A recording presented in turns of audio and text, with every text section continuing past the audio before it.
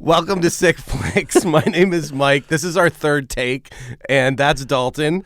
Hello, baby. And this is the True Romance and Natural Born Killers episode. My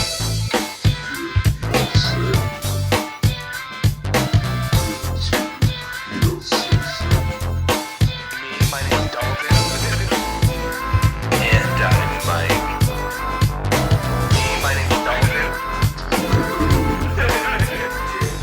Sick.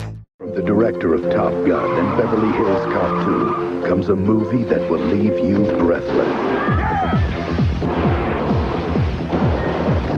Christian Slater, Patricia Arquette, Dennis Hopper, Val Kilmer, Gary Oldman, Brad Pitt, Christopher Walken, in a Tony Scott film that critics are calling a Bonnie and Clyde for the 90s. True Romance. Rated R. Starts Friday, September 10th at a theater near you.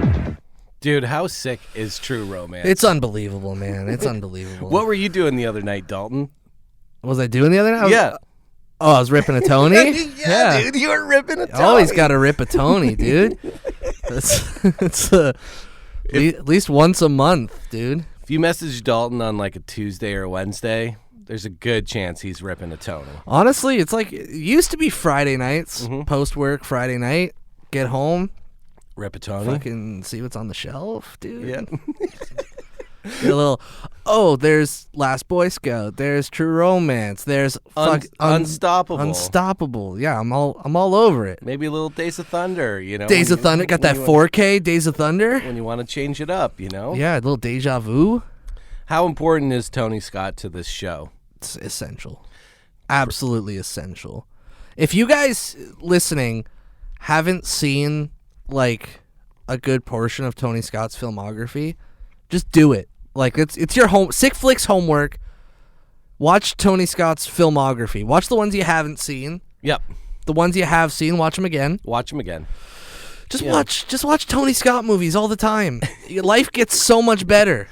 Yeah, it's interesting, right? Because This is the third Tony Scott movie we've done? we've done Last Boy Scout. Last Boy Scout and Unstoppable. I think that's it. And then this is number 3. Yeah. We'll make our way through all of them, I'm sure. Yeah, maybe not all of them. Maybe not all of them. Pelham. Yeah, I'll make an argument for Pelham one day, but I don't know. We're not doing Domino, you know. I don't think Domino's going to make an appearance. Revenge could. I kind of like Revenge, Yeah, to be it honest could. with you. I don't know. The Hunger, probably not. It is sick, but it's not the vibe. Not the vibe. Enemy of the State. It absolutely Will be on Will here. be 100%. I think, True Romance in Tony Scott's filmography it's up there, you know? Yeah, I mean, it's a standout too, because it's something that people who aren't even familiar with his filmography are probably like, I've seen True Romance or I know of it, you know. That or like Top Gun. Top you Gun, know? yeah. Everyone's seen Top Gun. Yeah. If you're listening to this show and you haven't seen Top Gun, That's crazy. That's dude. crazy. Top Gun is very sick. Yeah. I think, just to kind of set up this particular, because I know this is a big movie for you, so I want you to cook a little bit here. But just to kind of set the table here as to what we're getting into, Yeah. True Romance is this movie that, basically Tony Scott comes off of a couple of big hits, right? And this movie is kind of like, I would say, him at his prime, peak powers. Yeah. You can't, one of the things that ties this film with our next film, which is Natural Born Killers, Is the writer. Quentin Tarantino, and these are the two films so far in his He's got another one. He's got another one coming out, but so far in his filmography that he did not direct but wrote the script for. They sit on two sides of the coin in terms of how he feels about them. I know he's quite passionate about True Romance, as far as I can quite tell, dispassionate about Natural and Born Killers. absolutely fucking hates Natural Born Killers. Yeah. Which I think is hilarious. It is funny. But this comes in a, if you listen to our Radio Western episode, we did a little Verhoeven run. But I would say, like, in terms of like a change Hollywood, like the whole landscape has changed. if you look at 92 to 95, there's nothing really that comes close to that in terms of one person coming in and totally changing everything. Yeah. He gets Reservoir Dogs made. It comes out in 92, does this it hits really hard at Sundance that year and is one of the most talked about movies and is just this beacon of hope a lot of people point to in this sort of post-80s, early 90s landscape of sequels and a lot of others. Like, it just felt, a lot of things felt stale at that at those in that moment of time. He does Reservoir Dogs. He gets this film made that he wrote, so True Romance. He does Natural Born Killers and Pulp Fiction, and then wins the Oscar for Best Screenplay, Best Original Screenplay for Pulp Fiction, and all of that happens within 3 years, which is it's crazy. When you look at that and the impact that all four of those films, but obviously Reservoir Dogs, Pulp Fiction, I mean True Romance in terms of the cast, if you look at the cast, the way that it was shot, the dialogue, like all of these things, it's a really important film inside of that era. And it's a much more, it's closer to a Tarantino movie than Natural Born Killers is. 100%. Yep.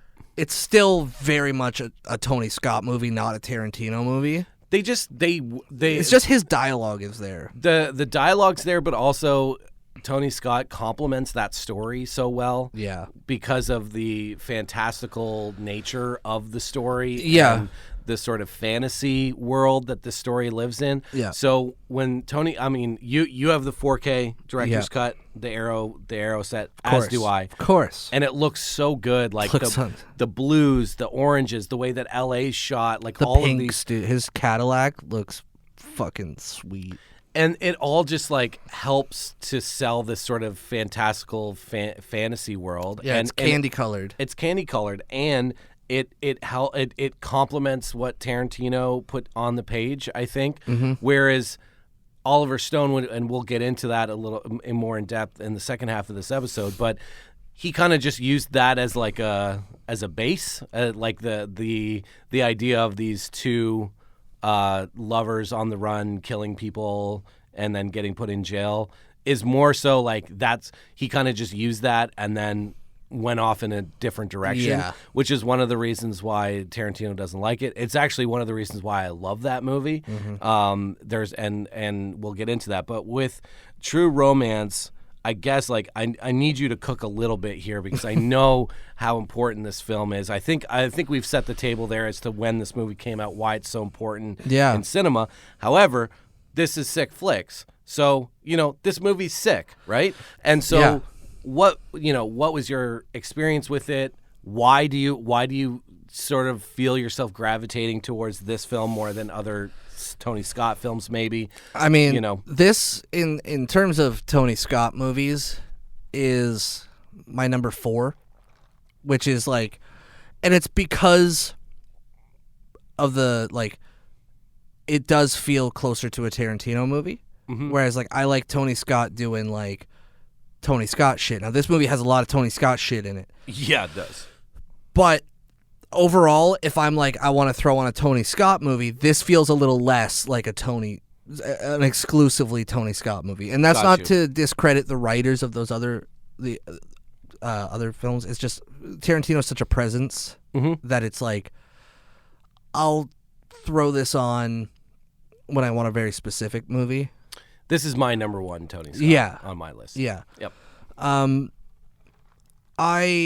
This still is a very important movie to me. Why? Well, I mean, it's a film that is my introduction to Tony Scott. Well, Top Gun is, but Top Gun is like it's something else. It's in its own category. Yeah. Yep. This is where I got like the flares of Tony Scott, And I mean, Top Gun has them, but this one I was like, you really notice. I mean, the Tony Scott classic moments, are like the. I was talking to you about. I love the way his skies look, the filters he uses to make the skies look this weird sort of orange that I'm like, it feels so Los Angeles. Yep. Days of Thunder has that like, too, right? has the most.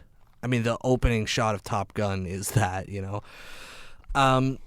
But I really noticed like him as a craftsman with this movie, because let's use just to kind of jump in here. I'll use a scene as an example of what stood out to me, and one is the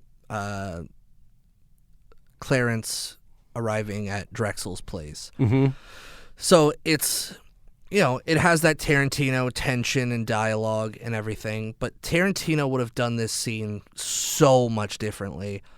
And I was a big Tarantino fan, you know, when I was young. I still like I still am a fan of his. But the way he shoots this, and the editing, the music, the whole like opera of it all, the bass starts pumping, right? Yeah.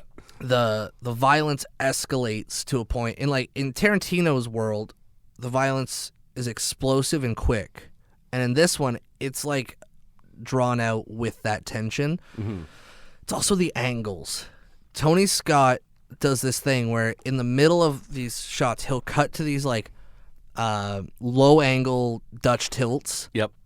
Of someone just sweating and bleeding, and it's like the coolest thing ever. And it's like always hazy for some reason. Those shots always hazy.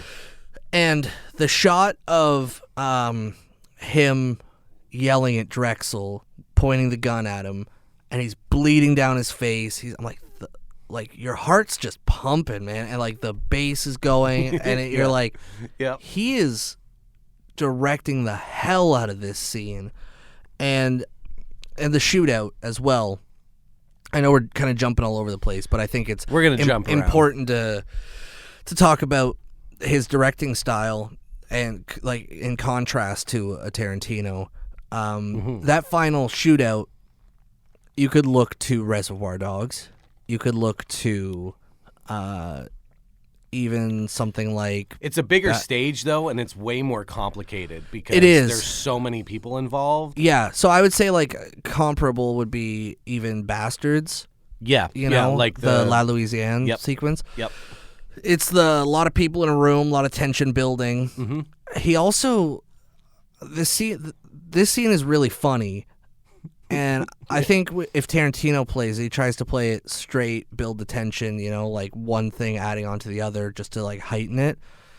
But like everybody, you drop the gun, and like the I hate fucking cops, dude. Like, it's that there's a camera movement in this scene that I think makes the scene so much more interesting. And I don't know if you clock this. I clock it every time. It's one of my favorite shots in a movie. Is the Italians burst in. Mm-hmm. Okay, so now it's all over the place, and to build the like chaos and like you don't really know what's going on, but it's almost like a left right sort of thing where you'd be like, he goes behind the cops who are up against the wall, but he puts the camera behind them, and the camera swings left to right. It does this like you almost like don't know what's happening. It's this like weird. Yep. Weird shot in the midst of a bunch of like close-ups, quick cut, looks at people, and he does this like weird like sway of the camera, and I love it. And I'm like, I don't think anybody else would do that. Well, and that scene, that's a great example of it. And that scene, you could be very easily lost in that scene. Yeah. And it is very chaotic and violent and all that stuff, but I don't feel myself being lost as like not knowing where I am. He's really good at that. Who's who? You know what I mean? And you're still at the end of it all, you're still rooting for our two main characters to get out of this whole thing. Yeah. And I think that's an important thing too. Like it could have been a Reservoir Dogs. Tarantino wouldn't have had the feathers floating for the entire scene. That's the thing, right? Is that I love the feathers. It's my favorite thing in that scene. Just like my favorite thing is the throwing the cocaine. It makes no sense. No sense. It's so awesome. He's just like ah, and it's like slow motion so it can explode in the air. It's great. But I love stuff floating, like snow, for example. Anything that's like floaties, like Legend. It's texture in the air. Right. Yeah, it is. Like in Legend, there's always like these little floaties, and like Avatar, same thing. Yeah. Like anytime there's like, I just love it. And in this scene, it's like you have all this violence and chaos happening, and then there's like feathers, like which would have been a nightmare to shoot, by the way. They're just dropping them every take. Yeah. And it's fine because the room is supposed to be covered in feathers, so like you don't have to like reset. Yep. Yeah, I mean that, like I think that's a really good analysis of like some of his the difference in directing style between major scenes, right? That you can tell, yeah. And that's one of the reasons why you love this movie. I think I don't want to step on your toes here. Sure, go ahead. However, I would probably say that one of the reasons why we both love this movie is because of the cast. And the cast is probably up there with like some of the best like 5-10 minutes of character work. Like you know what I mean? Like there's small parts in this movie. So many people just pop up. Like Samuel L. Jackson's in this movie and Dude, Brad Pitt's in this movie. Can I just give a quick Samuel L. Jackson scene? Yeah. Is so awesome because Tony Scott gets Denzel in a movie. Jesus Christ. He does. He has him in a lot of movies. Yeah. He gets Samuel L. Jackson. Sorry, guys. I haven't eaten in a while. I'm getting a little antsy? Yeah. No, he gets Samuel L. Jackson in the movie. He has him in it for like 3 minutes. He talks about eating pussy, eating ass, and then gets shot. And I'm like, that's the sickest thing you could do in a movie. It could be anybody, but it's so much better. That it's him, and that's what I feel about Brad Pitt as well. Like that. Oh my! Like the Brad Pitt stuff is unbelievable. Don't you fucking condescend me, man. I'll fucking kill you. It's like it's my favorite Brad Pitt role. It's really good. And he's in it for like a couple scenes. Get some cleaning products, Where he's trying to like give him directions or whatever. Dude, he's just like, and the guy cocks the shotgun. He goes, "Oh, okay," and then it just cuts back. That "oh" is like one of the greatest delivery. Well, it's interesting, right? Because he has like a Thelma and Louise kind of pop in, right? He has this as a pop in. He's got like Legends of the Fall in there and stuff. But really, things are going to kick off in a couple of years where he gets the lead in Seven, right? Yeah. But it's all kind of building up to that part, and this is just I think he's a really interesting actor to me because he is obviously an A-list superstar actor, but he always does stuff where like he doesn't want to look good. Yeah, or he wants to not be himself, which is nice. Which I mean, that's what an actor's supposed to do. Yeah. But like, it's just interesting, like this one, he has like long hair, and he's kind of like smoking weed all the time. Like, doesn't really know what's going on. It's also like a snitch, but like unintentionally. Right. He's just so high that he keeps telling everyone everything they want to know. It's so great, and it totally. And then you look at something. Also, Gandolfini is in this. We forgot to mention him. There's so good in this. The other tie to these two movies, other than the same writer, is that Tom Sizemore's in both movies. Fucking love Tom Sizemore. Dude, Tom Sizemore is unbelievable. He's so good in both of these movies too. So good. And so that's another little tie. Aside from obviously it being two lovebirds kind of on the run / doing illegal things. Yeah. Criminal. But since we were talking about the cast, I thought I'd mention Sizemore because he's great in both. These movies. In this movie, his laugh in this movie is like when he's in the elevator. He goes, "This guy's fucking crazy. I love this guy." And then he goes, "He's gonna shoot him." Like when his instant turn, like whenever when Elliot is doing the. I'm Elliot. I'm with the Boy Scouts of America, and he's laughing way too hard. Like it's not that funny. Yeah, and I'm like, Sizemore is just, or the other guy, Nice Guy Eddie, is in this too. Nice Guy Eddie from Reservoir Dogs. Oh, Penn. Yeah, Chris Penn. Chris. Yeah. And he has a delivery of when he goes, "That's really fucking funny," like as deadpan as you can. I'm like, dude, these choices. That I don't know if that's the actor, if that's Tony Scott, because I'm like, again, Tarantino's not having his actors do it this way. No. And I think the movie is so much better for the fact that like there are these choices that feel different and feel exciting. I treated you like a son. Yeah, dude, he's so good. It was Saul Rubinek. Yeah, or Joel Silver, as we we have frequented Joel Silver movies. Of course, and I think it's pretty well known, but if you didn't know it, it's definitely a little bit of a poke into, an overbearing, insane producer. Yeah. It's a good segue into something I kind of wanted to mention and talk to you about, which is this. I mean, it happens in a lot of Tarantino films, and I think Tony Scott really leaned into this aspect of the movie, which is it lives in this pop culture space. Yeah, where there is movies and comic books and Elvis. Comic books. I mean, Val Kilmer. We didn't even mention Val Kilmer as like pops in for Yeah, you don't see his seconds. face, but he's Elvis. He's Elvis.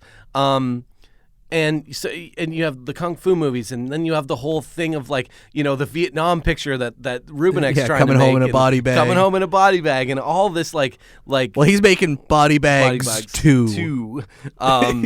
But you have all of this pop culture film, like things, not to mention like, Michael Rappaport's character, who is an actor and going to auditions, and like you have all of this stuff, and the music in the movie, and all, and again, it's something that especially in that period of time, and it's in Natural Born Killers, it's in Pulp Fiction, it's in Reservoir Dogs, like.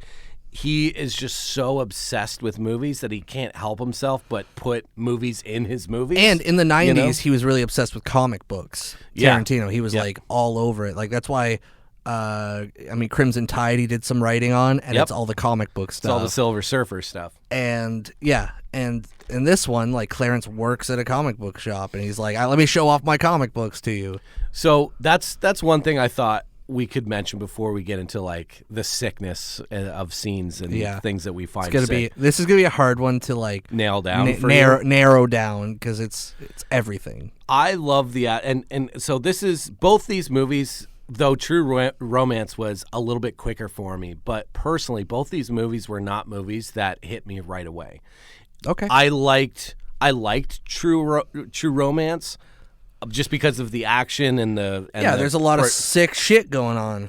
Patricia Arquette, like all of this stuff. I liked all of these things. The phone booth. The scene. Phone booth is unbelievable. All of these things I liked, but it wasn't one of those movies that I was like, oh, I gotta watch True Romance, and it was because like. I think I've said it a few times on this show and on Outside the Frame, is that I'm fucking stupid, right? When it comes to a lot of things, like very obvious things, sure, right? Yeah. So things that my thing is, I think when you watch a movie for the first time, you take it at face value. You're very like, I'm gonna let it wash over me. 100%. If it's surface level, I'm into it. You know. Yeah. And that's what I got. Like, but that's why it didn't really hit me as hard until I was a little bit older. Got into film school. It was a film that I would come back to, and we'll get more into that with Natural Born Killers, because that one was much more demanding and difficult for me. Yeah. But with True Romance, it was just one of those ones that the first time I watched it, it was on television, and then so I kind of saw a cut version of it, and then I would come back to it every now and again, and I'm like, there's something I'm not getting. Like, there's just it's stupid because it's just a fucking action movie. Like, but there was just something in the movie that I wasn't clicking with. And I knew there was something there, and I didn't know what it was. And finally, it dawned on me that, oh, this isn't real. And I don't mean that in, like, obviously all movies aren't real. No, but, I know exactly what you mean. But in this, it's like, if you start looking at Clarence's character and what happens in the movie, the whole movie is a fantasy. Yeah, like fucking Elvis shows up, Dude, it's like someone that wrote a movie where it's like, okay, I'm the coolest guy, right? Well, And I talked about it as. Go ahead. Sorry, I'm cutting you off. Well, I was like, the biggest thing to me was the like how quick they fall in love and the romance stuff. Yeah. But I was like, wait a second. Well, if it's someone's fantasy, that's exactly what would happen. It's like it's the call girl's first night. It's the it's her fourth night, third customer. Right. Yeah.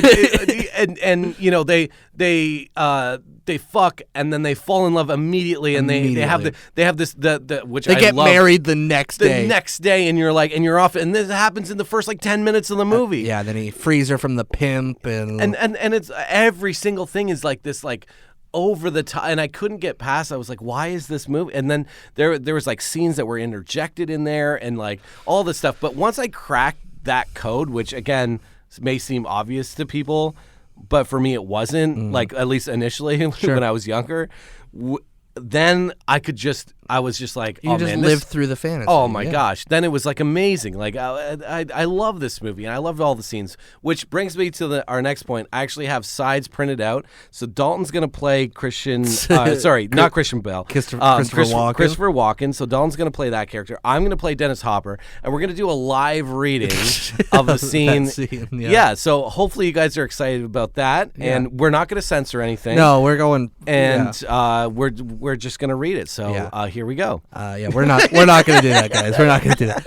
Could you imagine? That'd be crazy. I want to say on the fantasy note. Yes. I have people that I know who don't like this film. Sure. And I get it, you know, like I talked to somebody about, I can't remember who, but I remember saying, well, the film is written as the ultimate male fantasy. That's what the movie is. And I said, like, if you want to break it down, you know, Alabama, I mean, like, she's not like a complex character, you know, and not really as Clarence either. No, exactly. No, exactly. Yeah. But it's like the idea that, the like, you know, in terms of Alabama's character, it's like she just thinks this guy's awesome and is willing to do he's cool. Anything with him, right? Yeah.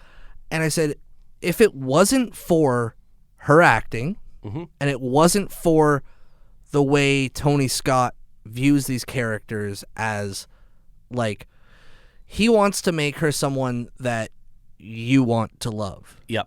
You know, and I think Arquette brings that really, like, sweet sensibility to the role and makes it something more than what is, like, could be reduced to a simple male fantasy with a sex worker who you know, who's just gorgeous and loves me and gives up that and I save her and take her away. It's like it's more than that because of the work the actors are doing, because of the work Tony Scott is doing.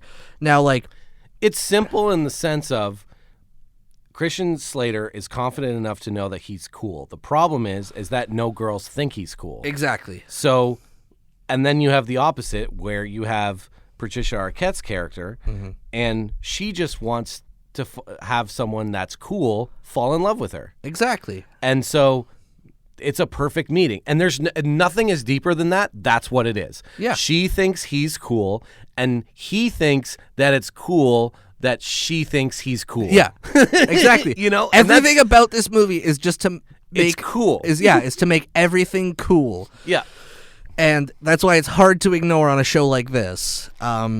Because if this was cool flicks, this would be number one. You know, it's so cool, dude. I think. Well, I mean, here's the thing: how awesome is it if a girl that you find attractive comes up to you and is like, "Dude, you're the coolest guy. Yeah, you're so cool. I'd be like, I love you, and I don't want to be with anyone but you. And you are the coolest person I know. Yeah, it's like it's the best. Yeah, that's the best. It's pretty great. Yeah. That's the thing. And then I always do the argument. It's like, yeah, it's the ultimate male fantasy, but I am a man. Yeah, exactly. So I love it, you know? Right. But, you know, there's the reason it's not my number one, besides some of the things, is like there are certain elements I struggle with, but not enough trains. There are trains. No, I know, but I said not enough trains. Yeah, there could be more. There's certain things I don't get. Like, okay, I'm gonna bring one up right now that I do get, like, but it took me a while to get there, which is Dennis Hopper. His dog is named Rommel, right? And I was always like, that's a weird choice, because we're supposed to like Dennis Hopper's character. Yeah. Like, yeah, he's kind of been a shitty dad. That's what we've heard, you know? And, like, so maybe you're not supposed to, like, but it's like he's putting his ass on the line to save his son. He's helping him out. Yep. So I'm like, okay, the weird Rommel angle, like, with this, like, killer dog named Rommel, like, I don't get that. And then I get it once it comes to the Christopher Walken scene. It's like, oh no, he's a racist who loves history. Like those guys that love history, but really they love a specific part of history. You know, that's who he is. Yeah. And it's a very Tarantino thing, you know. Yeah. Well, the Tarantino part of this is that he gives you a character that is almost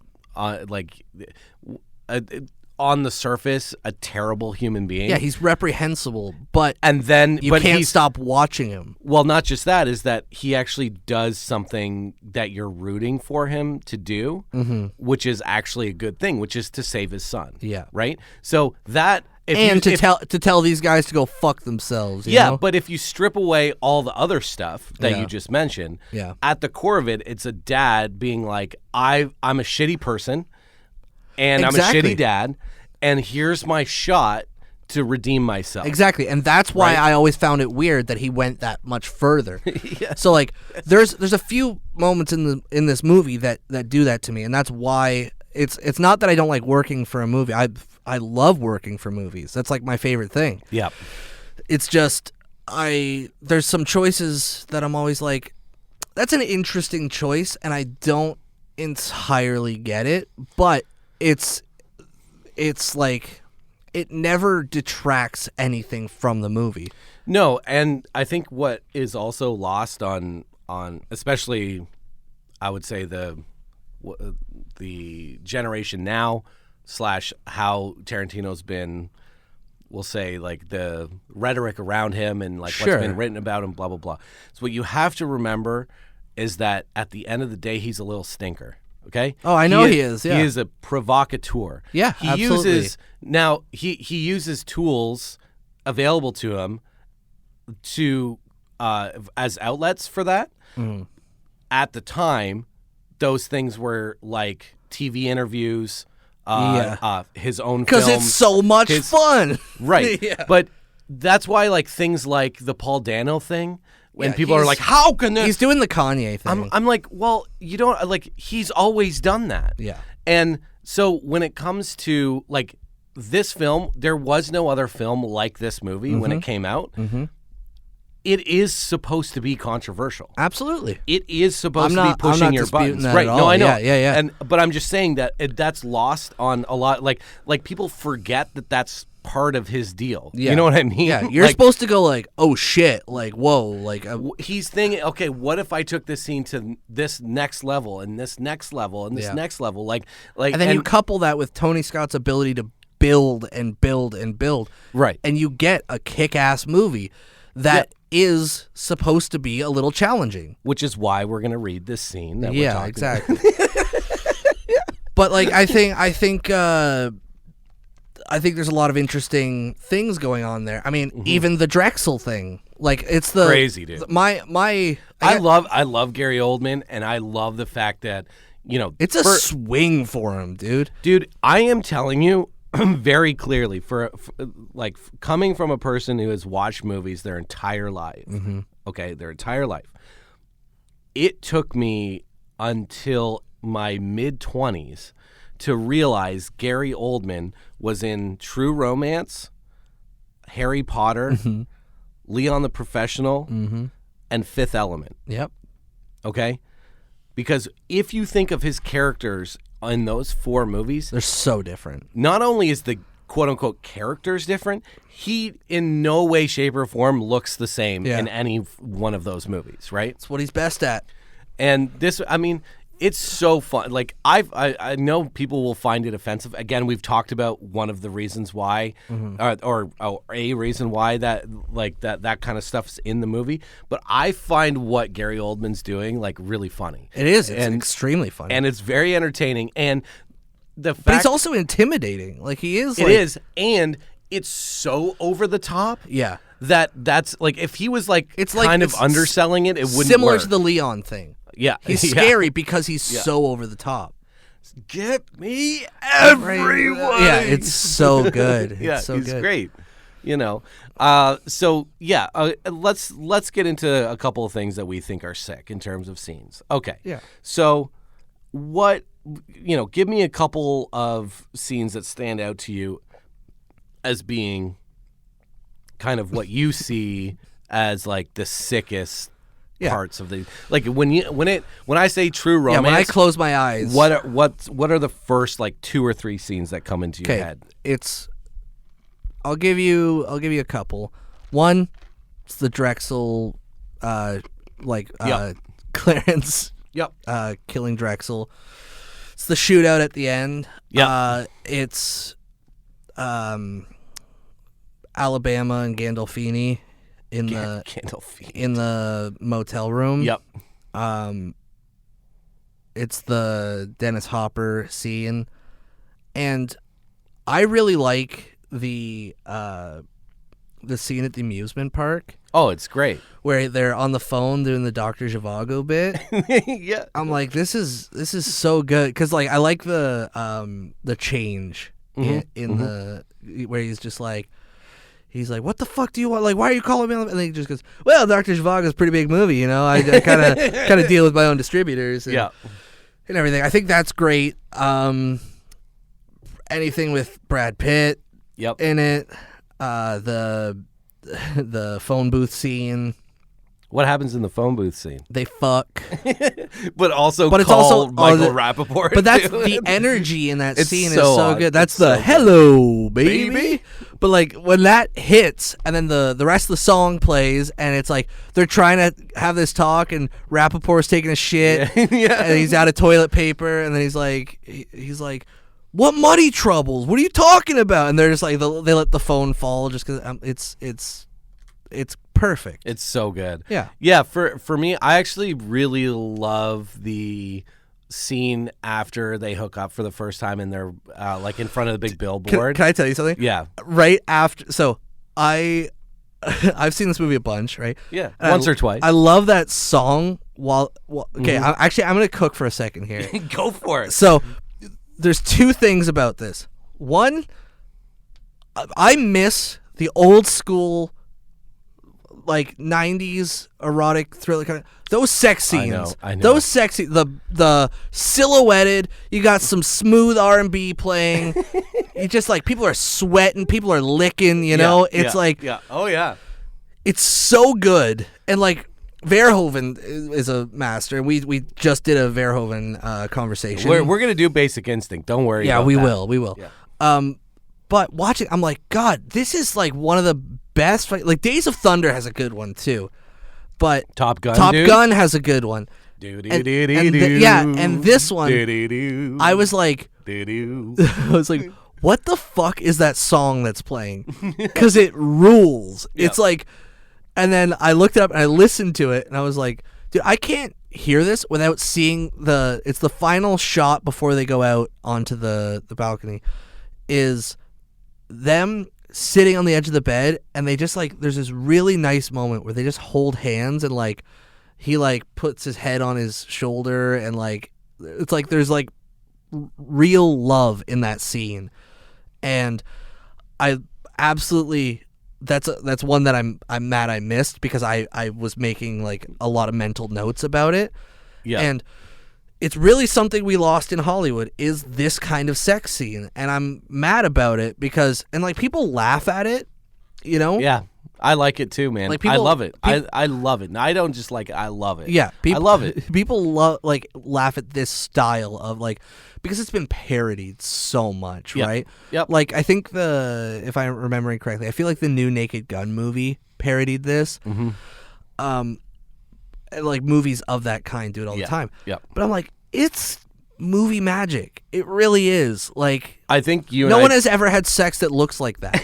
You know? It's true. But it's so awesome. You and I both are big fans of, and we kind of fly the flag pretty high for the 80s, 90s erotic thriller. Yes. I think, I think you and I both have a pretty good like repertoire of films that we've watched in that genre. I also think like it comes from a love of like noir films as well. In that it's like an offshoot. It's like kind of younger. Like that's where you get into like the body heat stuff, right? You get the body heats. You get the like the Basic Instinct. Well, that's the thing is you can get like the elevated quote unquote version of the erotic thriller, and then you can get like the sleaze version of the erotic thriller.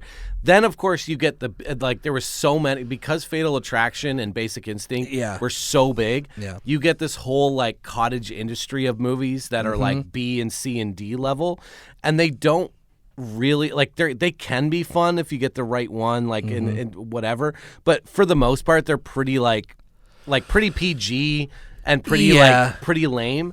It's really hard to kind of nail that kind of energy, like, but there's big movies in this genre that were shot like between 87, 88 and the early 2000s that aren't quote unquote very good, like for example Body of Evidence is one that I point to. Jagged Edge is one that I'd point to, where like people haven't thought of those movies before or very often. Presumed Innocent, even though it's a book and it got a TV show. The Harrison Ford movie, Presumed Innocent, is a legit like good movie. Like it's awesome. But you also like no one thinks of those movies anymore, and because you're right, they do get parodied. There also were so many of them. I think it really takes a good director. And it does. I think people. And there's only so many. That's the thing is like from a premise standpoint, there's only so many things that you could do with it. And I think it was just like this inundation of just like this. Yeah, I mean the genre. 90s were full. I mean Michael Douglas was booked. Booked. Yeah. Well, I love all of the Michael Douglas. Me ones, too. I've many times have I said one of my favorite things. Michael Douglas in a trench coat. Yep, and he's a businessman of some kind, and he ruins his life. Right, like that. I'm just always in on that premise. But as you were saying, like that kind of sex scene that you're talking about is definitely something that's gone. And had they tried to get it back with like The Housemaid, the problem is that The Housemaid is a perfect setup for that kind of movie. Like if you looked at that on paper, you're like, oh yeah, this is like a throwback to like the 80s, 90s erotic thriller. The problem is that it looks like shit, and the person making the movie did not know how to make a movie look good. The thing is, like a lot of these like maybe even lesser movies, like not true romance or those sex scenes, but like A Body of Evidence or like those movies look good. They do, and they're shot in a certain way, and they use it's definitely they use the noir stuff and the shadows. What and you all need that stuff, is a blue black backlight. Yep. Okay. Silhouette it. You can make out just a little bit. Sure. You gotta have sweat. They gotta be sweaty. They have to be sweating. Yeah. And they gotta be like just like way too passionate. Right, and there like they gotta start like licking each other's faces and stuff. I think that there should be some kind of quote unquote salaciousness inside of the scene. It's just a little, a little too much. You're like, oh, that's kind of a weird choice to have the person do that. Like, And but this movie nails it, and I really wanted to talk about the fact that like we don't do this anymore, and maybe it was the loss of someone like Tony Scott, where it's like we don't appreciate this anymore, or we don't. I mean, people who aren't us, okay, they don't look at Tony Scott with the same reverence we do. That's true. And I think that's a really sad thing because people took his films for granted, and it's like if you talk to like somebody who's into movies, but not like us, people who aren't autistic, they'll be like, yeah, I like Top Gun, I like True Romance, I like but they won't be like, no, you don't understand, like something like The Last Boy Scout, where it's like, no, this is an incredible movie. Like, you don't understand that this is an achievement. You know what I mean? Because a lot of people can't do the things he's doing. And, like, it's little moments, like we talked about with the shootout scene. Yep. His knowledge of what's going on, what to show, when to show it, what coverage to get, all of that stuff, people take for granted. And It's old school action filmmaking. It is. And old school filmmaking really in general. Like, he's spatially aware. He hits all the notes. He does. And you there's know a he's look not to even it. thinking about There's it. a style to it. Yeah. There's all that stuff. There's right? a texture to it. Like, Yeah. even something as simple, he does in all of his movies, and it's my favorite thing, it's the haze. The haze. Like, nobody's doing that anymore. No one's going like, every scene we got to get a fucking smoke machine in here for 5 minutes before we shoot. Yep. Just let it run. Get a little base coat Sure. of haze in here. You know, to have the feathers float, it's just an awareness in this style of filmmaking that we have completely lost. And I think that's why when people go and see a movie, they're like, it was good, but like they don't. And a lot of people are like, I hear this from people who like are kind of like movies. Okay? Mm-hmm. They're like, I don't really know what a director does. Sure. Or like when they look at the Oscars, Best Director, they go, well, how do they decide that? And I'm like, well, I mean, you can see, if you've seen enough movies and you know what, or if you've made movies or anything, you really know what a director does. And when you see it on screen, sometimes it's hard to explain to people. It is, and also there's different kinds of directors, and directors Absolutely. will focus on different things. You know, like a Sam Raimi, or is much different than a Woody Allen, who's much different than a Rodriguez, who's much different than a Tarantino, who's much different than a Tony Scott or a Catherine Bigelow or Michael Bay or Michael Bay. You know, some of these people are sequence focus or effects focus or dialogue focus, set piece focus, set piece like a Nolan is very set piece he focused. does not give a fuck about story. It's like, we're gonna have two big set pieces, I'm gonna blow your mind, I'm gonna distract you from the fact that I can't tell the story, and it right? fucking sucks. But those sequences are unbelievable. Those sequences are cool, yeah. And you know, that's that, and so that means that the way that what that director's doing on set when he's or they are actually directing, they're doing different things, which means it affects other people's jobs, right? So there's certain, like a Woody Allen is a perfect example. He will never, like, he needs a DP more than any other director, because he doesn't really care about he trusts the camera, the department, and the DP to set up a shot to show the thing that he wants to show. He will never say, oh, what lens are you using, or let's push in here. Whereas Tarantino will be all over that. Tarantino's totally different. Or like a Sam Raimi is like hands-on, like, hey, we need this lens, and we need to have the camera moving. He might even grab the camera. Oh, he 100% will grab the camera, right? So there's there's people that will focus on different aspects of movie making, and so that's why it's a really tough thing, as you said, to kind of point to, well, what does a director actually do? They kind of do everything, but they also kind of like have everyone do everything. It's basically at like, the same time, they're also the ones making all of the decisions as well. I mean, I've used the analogy, I'm sure you've used this before as well. They're the conductor for the orchestra, right? Yes, and it's even more than that. It's It's a good analogy, because you're right. It also would depend on, you going with the conducting analogy, is that it depends on what kind of production you're in. Absolutely. If you're in, if you're in the Marvel universe, you're conducting just the woodwinds. Yeah. And you have total control over the woodwinds, but that's what you're doing. You're not and then worrying about the timpanis, the percussion comes in, and the horns and the strings and all that stuff. You don't get to control that, right? Yeah. That is controlled by other people. Yeah. And so if you're on a small indie production, you might have to control the like everything that has to do with the orchestra. And by the way, you might have to write the music, and you might have to play some of the instruments yourself. Yeah. And do you know what I mean? There's varying degrees of that. My too. best explanation of it is ultimately, like, a director will get a script. If, say, they don't write the script, okay? So in this example, Tony Scott gets Tarantino's script. It is no longer Tarantino's movie, right? Right, 100%. And what a director does is they have to communicate to everyone to achieve their vision of the movie. Yep. Right?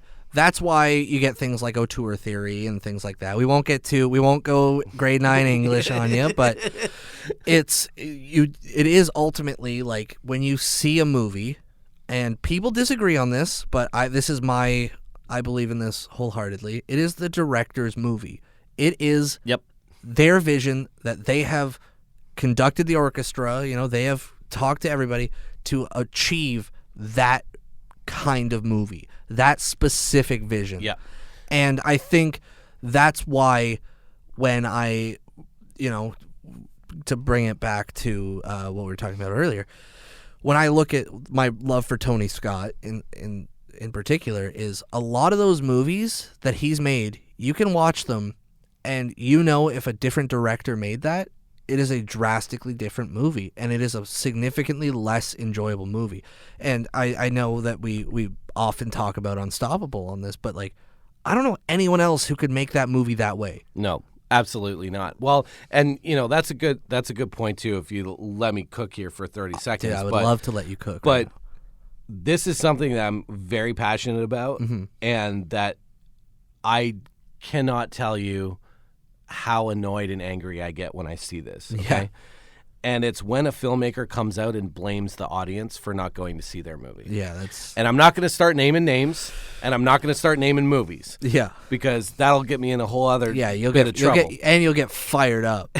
And I'll get fired up. However, I don't care who you are. I don't care how you, why you're making your movie, or who you're trying to represent, or whatever.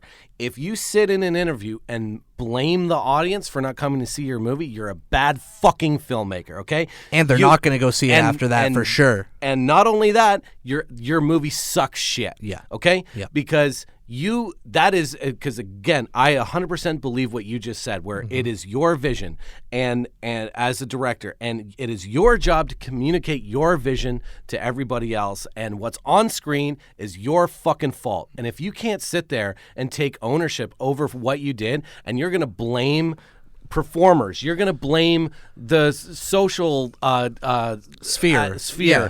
This is not a sided thing. If you think it's about... If you're on a side right now and you think I'm talking about the opposite side, I am, and I'm talking about your side too. Yeah. It happens on both sides of the fence. The social sphere is too this, it's too left, it's too right. We can't do what we did before. That's bullshit. You can do what we've done before. You can even do it better.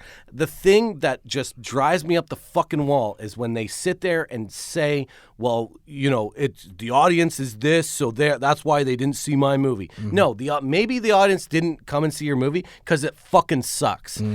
Maybe, or you know what maybe happened? Maybe your movie isn't ready to be consumed by the current audience. This happens all the time in film. Yes, it does. Where if your movie is objectively good, and we won't get into the objectivity and subjectivity of art, because that's a whole podcast on its own. Yeah. However, I will say that I do believe that there is objectivity to art in some sense. Most of it is subjective, but there is some objectivity to art. And if your piece of art that you've made, your film that you've made, you've done the best thing that you can, and you've put out your vision, and maybe the audience at the time doesn't respond to it, they'll come around to it. I guarantee it, because guess what? You know what the best thing about film is that it's there forever. Yes. That's what the best thing about movies are. Yeah, I agree. Is that that's why these arguments of That's why I find movies from the 40s and I fall in love. 100%. That's why it's you can kind of use like when someone's like, oh, there's not movies that have this in it. It's like, no, there is. There is. You gotta do the work. You gotta do the work, you gotta but find it's them. there. Yeah. You know what I mean? And because here's the thing. What's Or great make about, that movie. Or make that movie. But here's the thing, is that if that movie exists, it exists. Yeah. Right? You can't make it not exist. A really dumb example is Black Panther. Yeah. Right? Where people are like, oh, there's not a black superhero, blah, blah, blah. I was like, no, there is. There's a trilogy of them. They exist. I've seen them. I own the movies. They're Yes. there. They Yes, exist. exactly. So, and I'm not saying, oh, that's a bad thing to say or a bad thing to champion. That's not what I'm saying. Or there could be more of them. All of those things could be true, could not be true, whatever. But to sit there and say, oh, this is the first black superhero, whatever. It's not true. It's not because true. because it exists. Yes. Right? And again, that's the best part about movies, is that once they're made, they exist, right?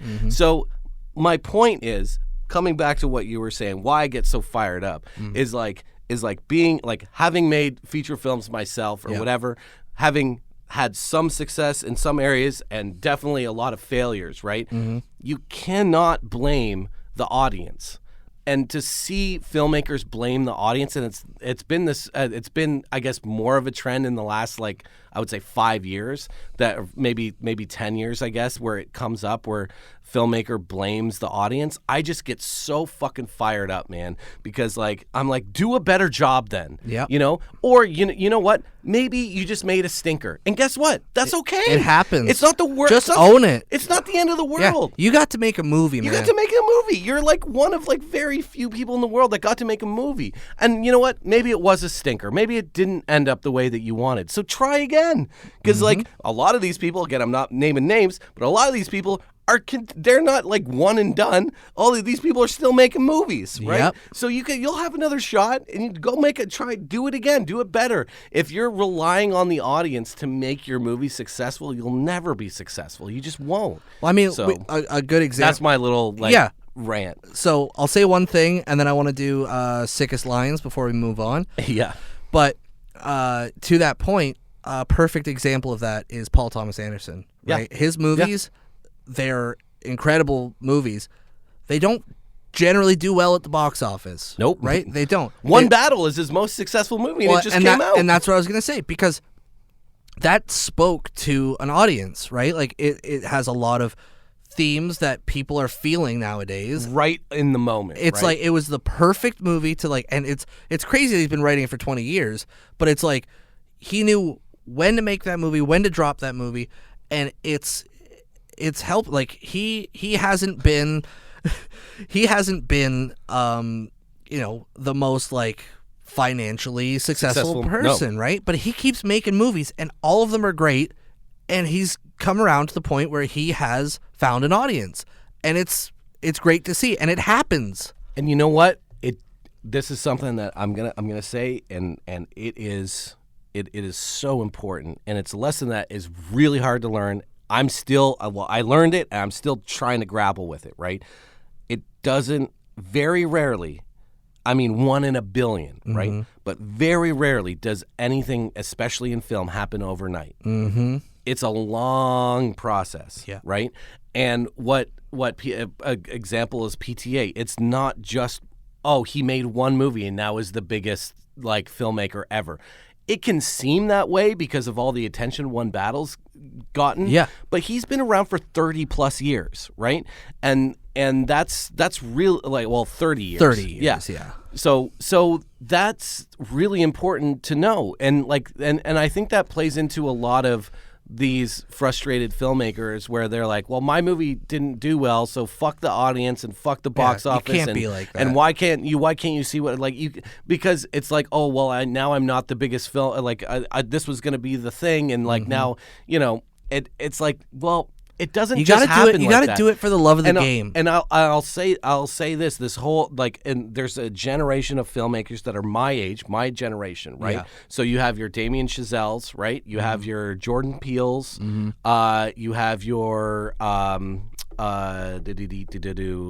guy that did Beau Was Afraid, why can't I blank? Ari Aster, and you have Eggers and Chronicles of Narnia. I'm also blanking on her. Greta Gerwig, right? And all these people have made 3 movies. Yeah. And all of if you said this to anyone of the age of like 25, you're like, oh, they're masters. They're absolute like geniuses. Greta Gerwig's made 1 original film. Right? Yeah. All 3 of her movies have been nominated for Best Picture. She's the only director in the history of the Oscars that have had all of her films nominated for Best Picture. And she's only made 3 of them. I know. Jordan Peele has made three fucking movies. Right? Damien Chazelle, Yeah, 3 movies. 3 movies. Right? And all these people are the greatest. Oh my gosh, they're so fucking amazing. Oh, they're so great. Blah, blah, blah. But I think it's because we don't have that kind of filmmaker anymore. Yeah, but we do. I just named fucking 5 of them. No, my point is, that's what I mean. I'm saying, like, they stand out because Hollywood is different. Like, it's right, and that's what we were talking about before. But what I'm saying is, like, give them a fucking minute. Yeah, I know. Right? Like, yeah, you'll have certain people that have like Jordan Peele had a massive hit, Yes. Right? Now, that guy's been in the business for a very long time, but that was his first, like, written and directed by, right? Massive success. So it's like, well, of course he's a genius. Well, maybe he's not. Maybe he's fucking Aha with Take On Me. Yeah. And he had one fucking hit, right? Well, it's also like But we don't know. What I'm saying Yeah. is we don't know. You can't. I agree. You can't just like put this on. That's way too much pressure for those. Like Greta Gerwig is. Maybe she's not a genius. Maybe she is. it might also prevent them from making those movies. the thing. Hey, that's right? kind of what Whiplash is about. Give them a hot fucking minute Yeah. to make some fucking movies. You know what I mean? And we can't be putting this like either it's absolute genius. Giselle has 4. Sorry, I just remembered that. I forgot First Man. First Man, right? Yeah. 3 or 4 movies, but that's nothing. Yeah. dude. No, I agree. That's nothing. And he made a bomb. They were like, no more. No I more. mean, he's making another one, but like it's more. taken a while. long time, Yeah. right? And that's the thing is that like you just got, like you got to give these people like a fucking minute, like because you can't just say this is a genius piece of work and this is dog shit, and then. And like give the like well just maybe these movies need to sit there and these people have to make fucking films and amass like a filmography. It's not just like so like you know like I said any one of these people could be fucking Aha. You know what I mean? Yeah. Like or I mean that's a really dated reference, but like I get it. Don't worry. You know what I mean? Like Yeah. all I'm saying is give them a fucking second. I'm out on all of them. I know you are. I know you are. And I like movies from all of those filmmakers, by the way, 100%. Like You're just tired of hearing it. Eddington is a perfect example. Like really, that's his best movie by leaps and bounds. I agree. Right? And he's made other movies like up to and it's like oh like maybe he's onto something. Maybe he can do something that's even because like you know Beau's Afraid is a crazy swing, right? So then he comes with Eddington, which has that same energy, but like it's clearly his best movie, but it's like his 3rd fucking movie or 4th movie, whatever the fuck it is. I don't know. All I'm saying is like give him a hot minute.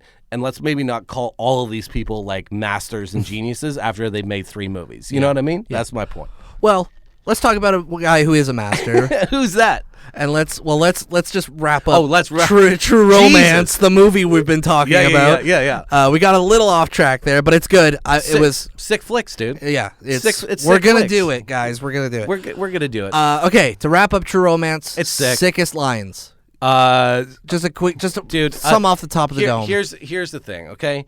I can name a couple, but I'm just gonna name my favorite, which is the ending of the fucking movie where she says, "You're so cool, you're so cool," and that's it, man. That's the whole. If you want the secret to the crack this movie, that's what it is, and that's my favorite line in that in the entire fucking movie of a movie that has a ton of it's of fucking endlessly lines. quotable. Yeah. And you know what? I could go through like 20 lines right now, but I'll leave it at that because I think that perfectly sums up True Romance. We're gonna move on to I mean, I want to give it its space, but I know we've spent a lot of time on it. But True Romance is a very important movie to you. Yes. I'm very glad we got to spend some time on it. Yeah. And talk about how sick this movie is. This movie is like top tier sick flicks. Yes. It's my number 1 Tony Scott movie on my ranked Tony Scott list. I'm glad we gave it the space we did.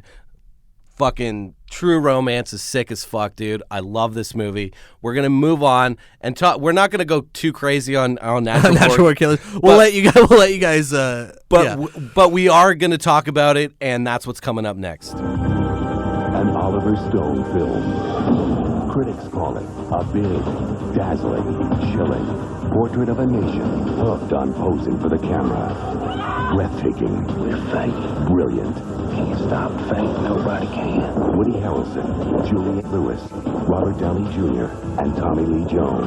What do you have to say to your fans? You ain't seen nothing yet. Natural Born Killers, rated R. Now playing at a theater near you. You gotta love that '90s trailer voice. It's so good. It's so good, dude.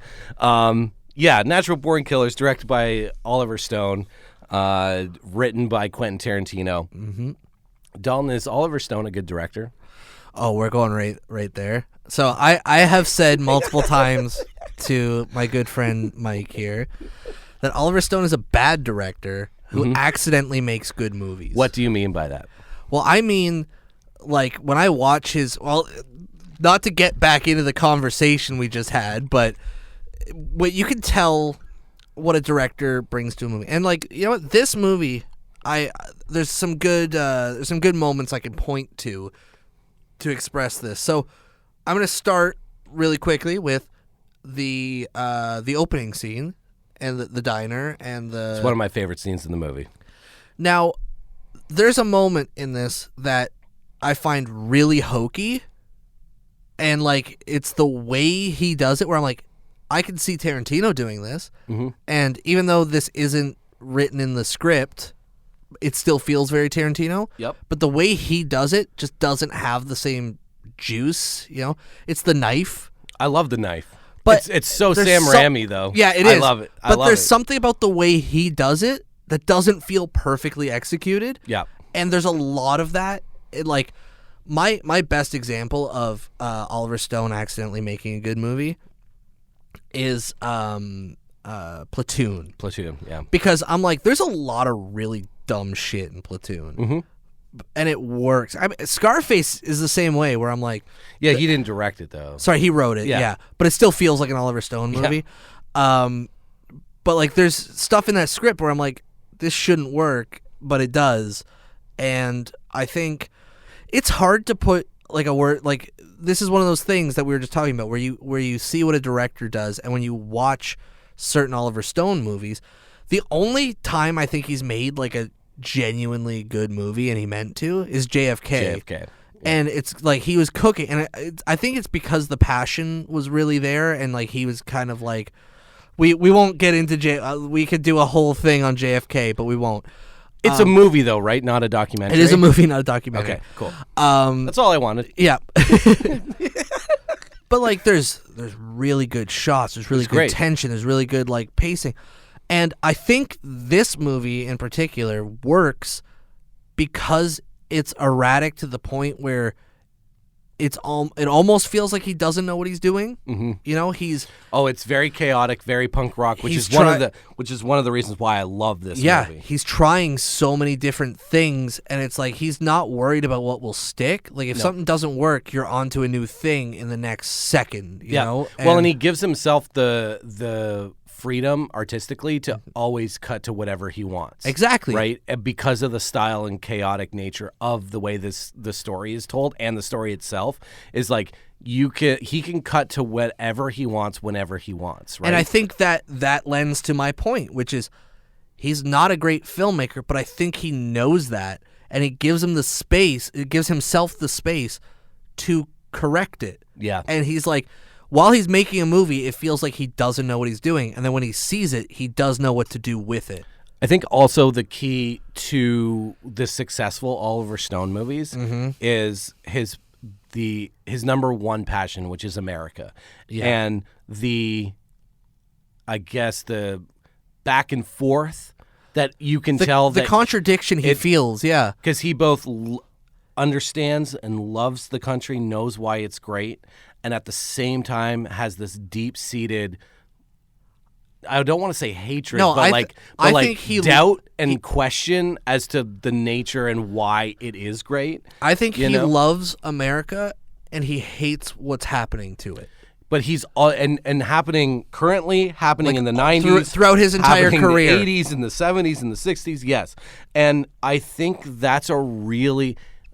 His most successful movies are the ones that are dealing with one or a few of those themes in his movies. If you look at Scarface, American Dream, you look at Platoon, you look at JFK, and you look at Natural Born Killers. To me, those are like the most successful Oliver Stone movies, and they all have to do with America. They all have to do with someone questioning or having problems with how it's being made, or even The Doors has stuff like The Doors. that in it. It's true. I actually do love The Doors, but I'm just saying on the at the very top. On the I know what you're surface, saying. Absolutely. Those, and because that's the thing that he cares about the most. That's the thing that he thinks about the most, and I think that's one of the things. Like personally, why I love this movie so much is I have this nostalgia and over romanticized idea this is what I do in my own life, like with everything, but particularly with 90s pop culture and what was happening during the 90s, how things looked and felt in the 90s, because I grew up in the 90s. So I was 5 at the beginning and 14 at the end, or almost 15 at the end. So I like my formative years all happened in the 90s, and I look at the 90s the way that a lot of filmmakers of the 90s look at the 70s, right? There's a lot of parallels between the 90s and the 70s, not just in cinema, but in pulp culture. There's tons of scandals, and there's this, like, you're coming out of, you know, the 80s, which oddly were this weirdly, like, sort of stuffy kind of, you know, you had the Reagan stuff and you had all this, you know, and you come out of the 90s and you have grunge and punk rock's cool again and all these new filmmakers and all this stuff. And Oliver Stone kind of fits right in there with this particular movie, with Natural Born Killers. Aside from the celebrity nature of the I guess commentary on celebrity and 90s celebrity. The other thing I love, and I think this is probably one of the reasons why you love this movie too, is like all of the different formats that he uses and different tricks that he uses in camera. It's highly experimental. It is for like a major motion picture. Not only the editing style, but also like rear projection, front projection, all the different formats. Every window is like a TV. He's using all of these different tricks and to get this very chaotic, all the overlays and you know, cross-cutting and on the montages and the music and all of this stuff is like... Dude, the cuts to like nature. It's like, awesome. Yeah. It's awesome. And it just... And this is one of the things I wanted to talk about was like how I came to love this movie. And this movie was the first time I became aware of this film was in a Rogers video, where on the video itself in the action section, it said, "This makes Speed look like a slow walk to Grandma's house." That's awesome. And which is great, except for the fact that I loved Speed. Oh yeah, I know. So I immediately was like, "Fuck this movie," because I was like, "How dare you call out, you know, one of my favorite movies at the time, Speed." Fuck you, Oliver Stone. Right. So I had already this like avert like reaction to looking at the movie, because it was like, you know that movie you love? It's actually shit. Yeah. And this is the real movie. So then I watched the movie and I didn't understand a lot of it. But I liked... How old were you? 14, 15. Yeah. It's 14, it's a hard one for that age. I liked I felt like it was punk rock. I liked Mickey and Mallory. I liked a lot of like the chaos in it, but I didn't really understand it. And this is one of the, I would say, top 3 films that I didn't really like, but I would come back to. You and I both do this. Like even movies we don't like. I always, if I don't like a movie, I give it like a year and I watch it again. I'll watch it again. I just did it with La La Land. I was like, I didn't really like connect to it, but I like. Let me watch that again. I actually sometimes it goes the opposite, where I actually hated that movie more the last time I watched it than I ever had before, than the first time I watched it. With this movie, it was always like I was like kind of peeling away the layers here. So when I was so fast forward until I would say, what was it, 2012? I had the double VHS version of this movie, and I was into. Was it double VHS? Oh yeah, double VHS, dude. I was very into this thing called cannabis for a little while. Oh yeah, I think I've heard of that. Yeah, you think you dabble a little bit? I've dabbled. You've dabbled. I've dabbled. Yeah, we've all kind of dabbled, right? Yeah. So I don't anymore, but I did dabble. Me either. Won't touch it. Yeah. So I kind of had a little sesh to myself. Yeah, you don't get a show like this without it, dude. It's so true. Had a little sesh, and I was like, it was calling to me. I hadn't done a rewatch in a while. It was calling to me. So pop it in. And suddenly all this stuff kind of like, I was like, this is why I love this movie. I was like, I love I saw it was the director's cut version. There was all this extra violence in it. I love Tommy Lee Jones in this movie. He's so insane. He's such and Goofball. Robert Downey Jr. and like, you know, this cast and like and the music drops and all this stuff and it all kind of came together. And that's when I really, and that's also at a time where creatively I was looking, you know, this is around the same time I saw Spring Breakers for the first time and definitely saw a lot of relation to those two movies in terms of its chaotic, you know, nature of cutting style and being able to and do slightly whatever. Experimental, the colors, all of this stuff. And it really just clicked with me. And from that point on, it became one of, if not my favorite Oliver Stone movie.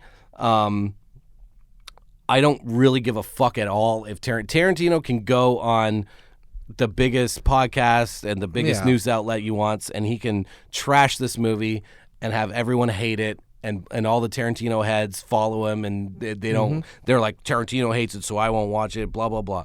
I love this movie. I love this movie. I love the way it looks. I love the themes. You know, it's similar to me with The Substance. I like movies that deal with celebrity, and the Neon Demon is another great like more experimental, like dealing with celebrity and L.A. and like all this craziness. I just love a lot of things in this movie. In terms of what's sick about this movie, you and I talked about it a little bit. I want to drop a couple of sick things in this movie, okay? Rodney Dangerfield and the TV... The sitcom. Which is not in the script. Not in the script. I fucking love this. Yeah. It's so dark and twisted and funny. And did him bring in the meat? The meat, dude. He's just holding the bag of meat. And like the audience goes, ooh. Yeah. And like he's saying the most disgusting, deplorable things, and they're like laughing or like having this sitcom reaction to it. It's great to have Rodney Dangerfield in that role. It's amazing. Because it's like he does those like, you know, dark fucked up things, and then you get like the audience laugh, but he delivers it like Rodney Dangerfield. Yeah, like he's doing a one-liner. Yeah, it's so good. It's so great. I think for my money, that's like one of the sickest parts about this movie. So for me, the two sickest scenes. Love the opening scene too, by the way. Yeah, I love the pie, the key lime pie and shit. I love that. The two sickest scenes for me are, I do like the Rodney Dangerfield stuff, but for me, I really like. And I mean, I guess this doesn't count as a scene because it's multiple scenes, but it's basically everything with Robert Downey Jr. It's so great. He's my favorite part of this movie. Yeah. He's like, when he starts killing people, and he's like in the prison, and he starts going nuts, and then even Harrelson's like, all right, give me that. You're not in your right mind, dude. You gotta chill. Yeah. I love that, and he's doing this weird Australian accent. It's so like good. which also makes no sense in the movie. Like no, and there again, everything is a parody or yes. A hyperbolic version of something that's in real life. I mean, Hard Copy, the celebrity sort of vultures of the 90s. This was a big thing, and so that's what it's you know, using violence to sell for ratings. I mean, that's what absolutely. And so his character is like perfectly encapsulates all of that. And the end of his character, the end of the movie. That's my favorite part of this movie. Yeah. Is the like him begging for his life, and then when he finally understands, he's like, all right, fuck it, let's just do it. And then like for a moment, you almost think they won't do it. Yep. And then it's just like you're like, and then it like clicks. You're like, no, of course they're just gonna fucking mow this guy down. They don't give a fuck about this guy. Yeah. But then like even Harrelson's like, I kind of liked him. You know, yeah. It's too bad. Well, I think the other thing that's for me that's sick is the needle drop. Rage Against the Machine, where he like he's telling the joke, the little Johnny joke, which was a big thing in the 90s. At least for me, I like around the playground, the little Johnny jokes were like definitely making rounds. Yeah, it was funny. And so he's telling the little Johnny joke, and then like he has the shotgun, grabs the shotgun, and just the Rage Against the Machine drop with him just blowing people. I was just like, dude, this is so. It also sick. cracks me up where it's just like, all right, well, let's get the sound guy or whatever. He goes, he's dead, and he's like, God damn it. Yeah. But he doesn't care that much, honestly. No, doesn't care that much. I also like the Patti Smith needle drop. We talked about that a little bit. Yeah. The snake bite scene. So that's interesting, right? Because not when they get bit, but Yeah. Afterwards when they go to the store. I like. Yeah, that I scene. love the way the store looks. It's just this neon green. green, which obviously mimics the key lime pie from the beginning, And the snake venom. and then the snake venom. Like it's all like it's great. It's great stuff. Yeah. I do want to point out, that it's interesting. There's this. Do you know the Bible story where they're kind of taking this off from? Yeah. So if you don't know, it's in, I believe, I want to say Numbers, but the Jews are hanging around in the desert, and they get angry because like they're getting frustrated. so God's like, I'm gonna send all these snakes to like just kill people. Yeah. Because it's Quit testing me. Yeah. yeah, it's the Old Testament It's the shit. Old Testament. And then There's a lot of that. It's like, you doubt me for a second, I'm gonna give you the worst shit you've ever experienced. I mean, in just a ton of just like poisonous snakes. Yeah. One of the reasons why I bring that up is because that scene is quite. Are they asps? I think so. I don't. I don't know. I don't know if they're all the same Sure. species of snake. Sure. I don't know. Sure. What I will say they didn't get that specific. is that when I first saw this movie, I had immediate flashbacks. There was a book dude. I mean, this is why, dude. Fucking the institution of the church is so fucked up. Yeah. Like probably 9-10 years old. There was like this old school picture book that was depicting the scene. So you just had all these people try like screaming in agony, and Yeah. it was this big like when you opened it up, it was like a full page. Yeah, it was like two- art spread. Yeah. And then all these people are getting like attacked by snakes, and yeah. like dying and stuff. And then you had there was like an idol. I think the story goes there was an idol they had to look at or something, and that's what would save them. Anyways, that's what that scene reminded me of the first time that I saw it, is like them trying to get away from and then she gets bit. I was like, just the way that scene looked or whatever threw me back to that Sunday school. They moment, compare you know? themselves at one point, I believe, to Adam and Eve, Yeah. and being in the garden with the snakes With and the the snakes, sins yep. and all that. So yeah, for me it's the Rodney Dangerfield. I love the needle drop is very sick. I also love. I mean, here's the thing. Sometimes this works. I've been quite not that anyone gives a fuck, but I've been like pretty critical of Spike Lee doing this in movies because I think it's like overkill. However, I do like the ending of this movie where he uses kind of like the TV thing like and the Rodney King thing. Rodney King and the Bill Clinton and all of the Menendez brothers are in there, and like all the stuff is in there. And I think it works. It's not too long. There's nothing It's like pretty quick. It's pretty quick. That's my one of my couple criticisms of Spike Lee when he's doing this is like sometimes it works and sometimes it doesn't. Yeah. Sometimes it just goes on forever and like it's like, dude, like It really works in Malcolm X. it's really good in Malcolm X. Yeah. I just think like if you don't like, I guess I look at Natural Born Killers as like the whole thing is like excess, like it's hyperbolic. So like he's like, if you didn't get it, I'm still hitting you over the head with the hammer. Yeah. Do you understand? Yeah. Right. With something like Spike Lee, I like I don't know. It's like I don't know if he needs to do that. Like we're watching like the story of Malcolm X. Even though I like it, I'm like, this is a real story of a guy. Like you don't have to like, do the thing. You know what I mean? At the end, like we get what this thing is. I don't know. I like it in Spike Lee movies. I like it in certain moments. We've talked right? about it. But. And I do agree. I like it in Malcolm X. However, I love it in Natural Born Killers. I think it's a really nice like ender to the film after you've just seen Robert Downey Jr. die on camera. Yeah. They cut to in the studio, right, of the woman like watching him die. Her shock is so good. Her shock is really good. That like slow kind of moving music underneath. That's like, and then it's just the TV thing, and then it cuts to them like having kids in this van, which is like over the credits, which is just really funny to me. So that I really love this movie. I think it's fucking sick.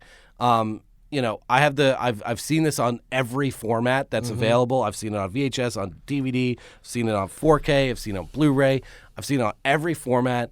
It looks great. seek it out. Go and fucking watch it. It's super interesting. It's punk rock. It's a lot of fun. What final thoughts on Natural Born Killers? I will say when I was younger, like in high school, and I saw it for the first time, I was like locked in on it. Yep. But similar to you, where I didn't like fully get everything, and then watching it now that I'm older, I found it like much more disturbing than I did when I was younger. Yeah. Like, because I guess when you're younger, you don't really care about like the kind of, and I was like, this movie's fucking twisted, dude. It's very twisted. Yeah, I don't have too much to add on it. I think we covered a lot of the bases there. Last thing I'll say is we forgot to mention, because we were on one during the True Romance thing. Yeah. Hopefully you guys like that, and we're just like, I hope these guys shut the fuck up and talk about True Romance. We didn't mention during the True Romance bit is like, it is screening at the Highland Cinema February 27th. Yes. Retromania. It is the 4K director's cut. 4K director's cut. It's a lot of fun. Come out and see True Romance. On the big screen, guys, come on. On the big screen. Come rip a Tony at the fucking Highland Cinema, baby. Come and fucking rip a Tony with us, you know? Yeah. Come and rip a Tony with us. Thank you guys so much for listening. This has been a lot of fun, man. Like, yeah, we were kind of cooking in this episode, which is kind of great. Yeah, hopefully you guys think so. Yeah, we'll see. Yeah, we'll see. We don't really care if you don't. If you don't, we're gonna kind of say what we're gonna say. Yeah, that's what we do here. You know, yeah. I just knew. I think we both knew. Like when you got a Tony on. Yeah, you got it's gonna be happen. It's gonna be mostly Tony, and we're gonna get. Next month is opening day. There will be another opening day in baseball. Dalton and I are both baseball fans. Yeah. It will be a Tony Scott movie. You can figure out which one it has to do with baseball. Yeah. It's going to be a lot of fun. We're going to partner with something else that's a little bit more serious. It'll be awesome. So very excited about that. Thank you, everybody, for listening who have been listening to our episodes. It's great to see the numbers kind of tick upwards, which is nice, you know? So thank you for that. We will see you guys next month, March, for our very special baseball episode. So without further ado, that's it for us. I've been Mike. I've been Dalton. And you've been listening to Sick Flicks.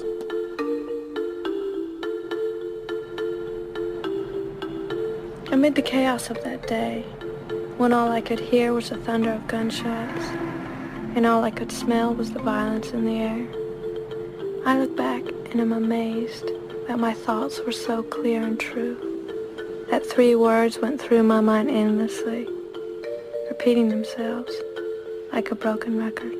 You're so cool. You're so cool. You're so cool.